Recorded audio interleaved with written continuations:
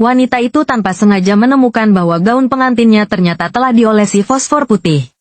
Begitu pernikahan dimulai pada pukul 12 siang, gaun pengantin itu akan terbakar dengan cepat di bawah sinar matahari.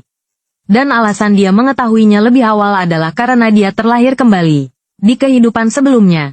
Saat wanita itu menikah dengan tunangannya, gaun pengantinnya tiba-tiba terbakar. Adik iparnya yang ada di bawah panggung hendak naik untuk memadamkan api, tetapi ditahan erat-erat oleh sahabatnya.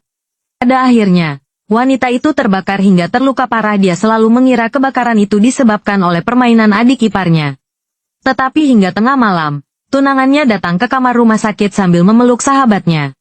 Barulah wanita itu tiba-tiba menyadari, ternyata semua ini adalah konspirasi mereka berdua. Tujuannya adalah untuk merebut harta warisan keluarga Sen setelah wanita itu meninggal. Saat itu, berita di televisi melaporkan orang tua wanita itu mengalami kecelakaan mobil dalam perjalanan ke rumah sakit. Keduanya meninggal dunia melihat wajah puas tunangannya.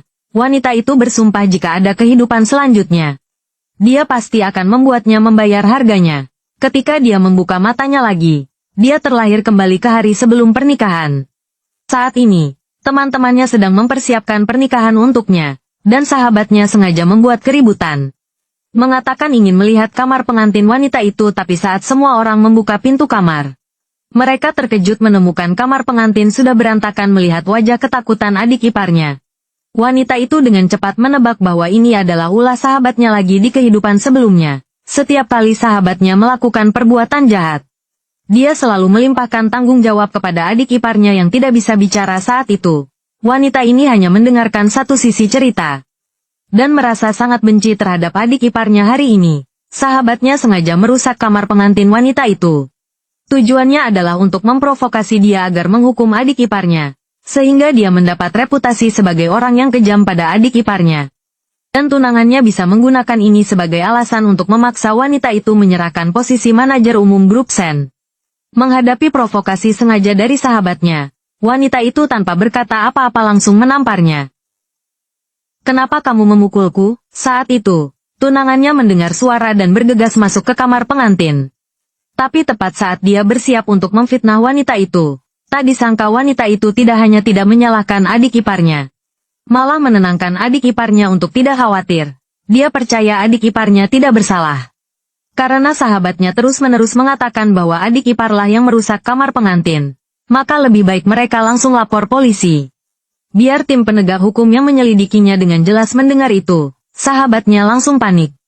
Dia buru-buru menjelaskan bahwa mungkin dia salah lihat tanpa dia sadari. Ini justru masuk ke dalam perangkap wanita itu. Dulu, sahabatnya dengan alasan membantu mendekorasi kamar pengantin, meminta 1 juta sebagai upah. Sekarang kamar pengantin dirusak dengan sengaja. Pengawasan sahabatnya tidak becus. Dia harus mengembalikan 1 juta itu. Kalau tidak, wanita itu akan membatalkan pernikahan tunangannya, demi mendapatkan harta keluarga wanita itu secepatnya.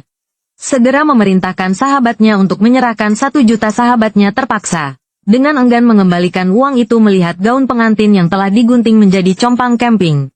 Wanita itu memohon sahabatnya untuk membantunya menyiapkan 1 set yang baru.